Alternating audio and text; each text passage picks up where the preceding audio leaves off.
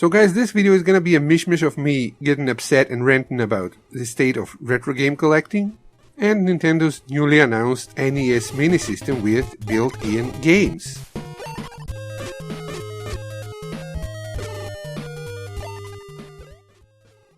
So guys, in the past few years, retro game collecting has become a huge fad. And I find that very annoying because I've been collecting games my whole life. I love video games more than anything, and I never sold a game in my life. I never traded a game in my life, and I sure as heck never threw out a game.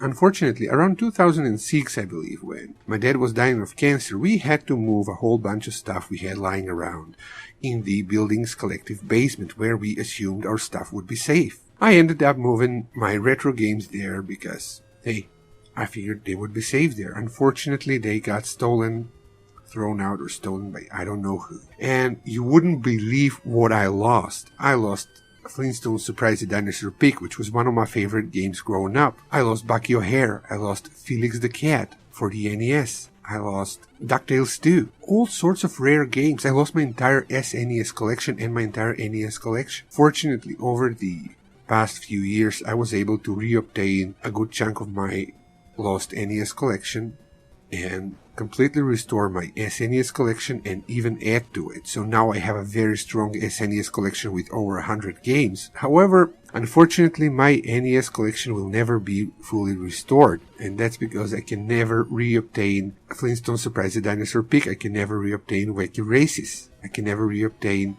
DuckTales 2. And I'll tell you why in a bit. Now, fortunately, my current NES collection numbers around 60 games, give or take, a little bit over 60, I believe. And I do have some very rare and expensive titles. I have Rodland, the PAL version, the European version, which is very rare. It's, in fact, from what I understand, this is even more rare than Flintstones Surprise the Dinosaur Pig. It's just not as well known and it's not as sought after, so it doesn't cost as much as that game. I have Little Samson. I have Panic Restaurant.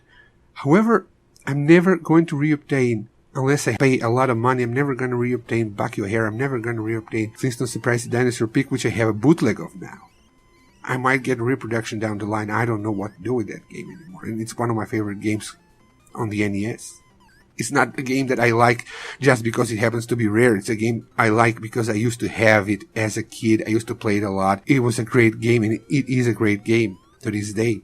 I play it a lot. So guys, what happens is, here in my country, in Macedonia, it became downright impossible to collect retro games because all the lowlifes, all the con men, all the resellers of stolen goods who used to sell these games for practically nothing found out that, hey, abroad, outside Macedonia, retro games happen to cost a lot of money.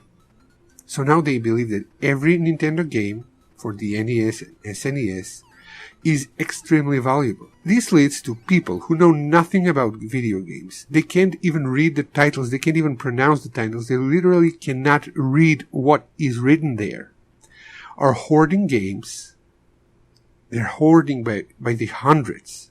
And they make it downright impossible for people like me who genuinely love video games, who genuinely love playing these old games on their original systems to obtain games anymore.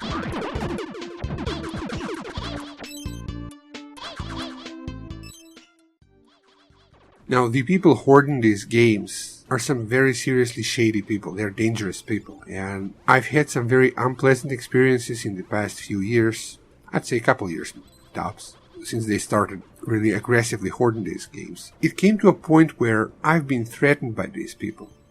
I've had them ask around. I've had them get mad at me for obtaining certain games. I remember once I got a bundle of games from somebody, and the bundle just happened to have Sunset Riders for the SNES.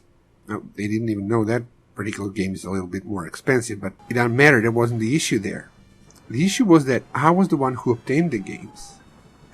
They started calling the guy who sold the games to me. They started threatening the guy who sold the games to me. It was huge. It was a huge problem. It was a huge issue. Something similar happened to me recently when one of my friends put up an ad that he is buying retro games. He put up a slightly higher price. It wasn't anything. What happened was one of these resellers who now hoards games in hope to resell them abroad called me and started raging at me because my friend happened to put up this ad. It's insane what is happening right now here with retro games. So all I can do is give up on something I really love because I cannot deal with these people, because I know the kind of people they are. They don't know anything about games. They don't even know English. They don't understand what it is they're collecting. They just know that, hey, this costs a lot of money. They see it as a future investment, and they would beat up a person. They would steal just to get these games. And I have heard that certain people have actually stolen from others in order to obtain old games now. It's just insane what's happening. It's downright insane. So because of that, because of this insane fad that retro games are somehow seen as gold, as something exceptionally valuable now by all the wrong people, retro game collecting has become downright impossible for some of us. Especially to somebody like me I can't even drive, so I can't go to flea markets with ease. By the time I go to a flea market, by the time I notice that they're selling something, somebody already snagged it. So that's a real problem. For me, retro game collecting has become simply impossible, and that really makes me sad.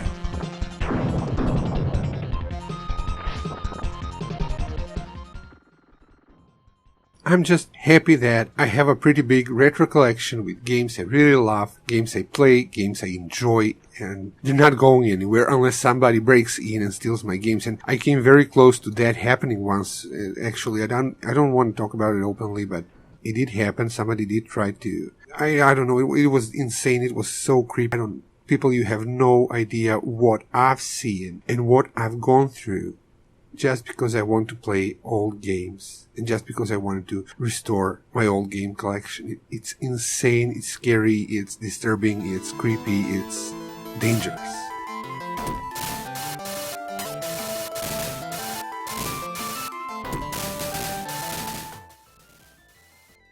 So with that in mind, I'm very happy to see Nintendo releasing this NES Mini with built-in games. However, when I looked at the list of games, I must admit my enthusiasm kind of went away. Now let me get one thing out of the way.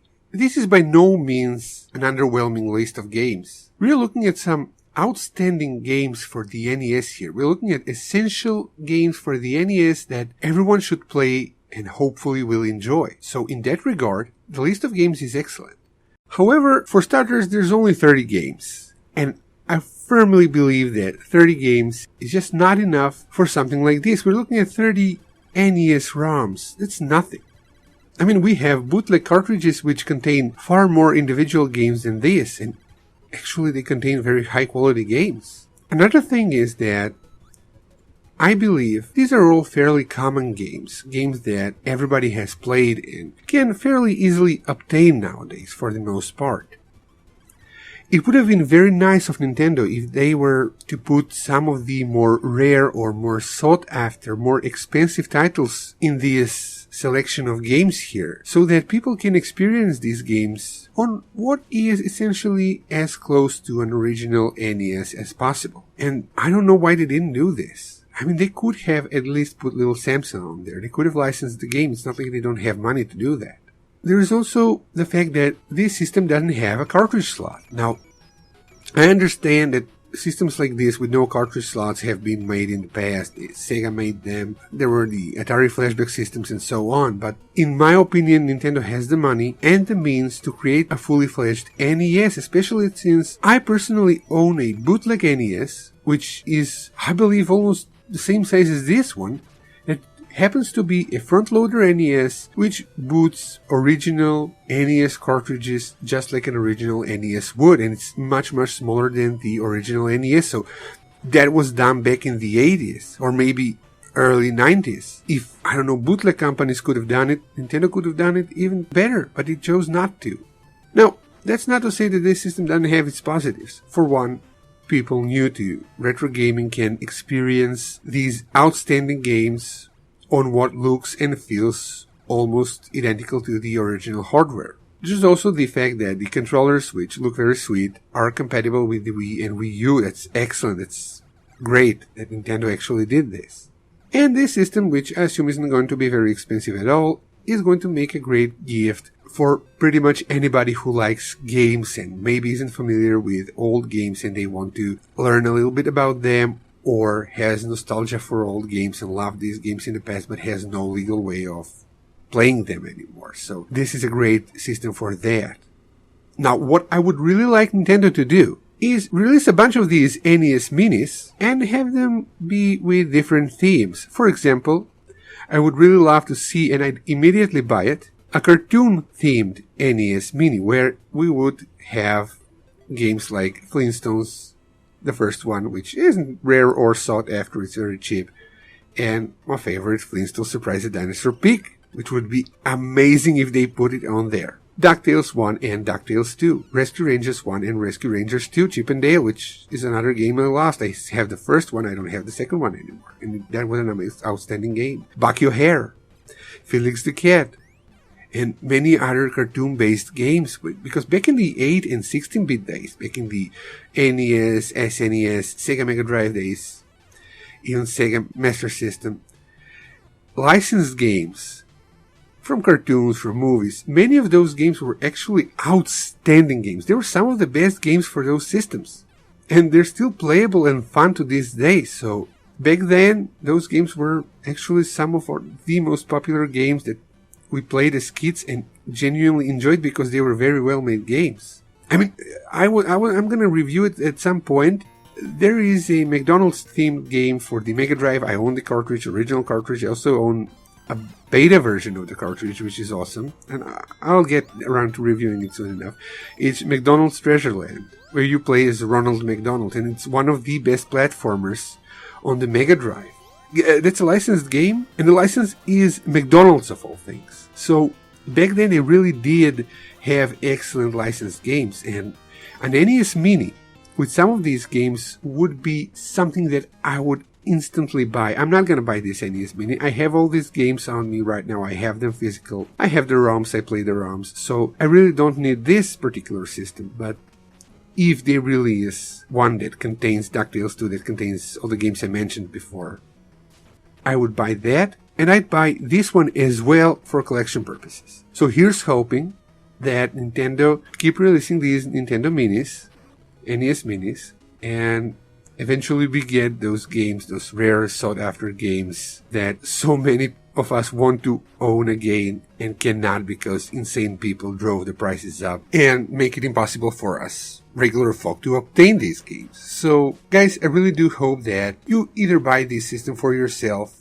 or buy it as a gift, because I think that this would make a wonderful gift. And if you choose not to buy the system, that's alright, but at least give the games a chance and play them, because they're all great games, essential games to the system.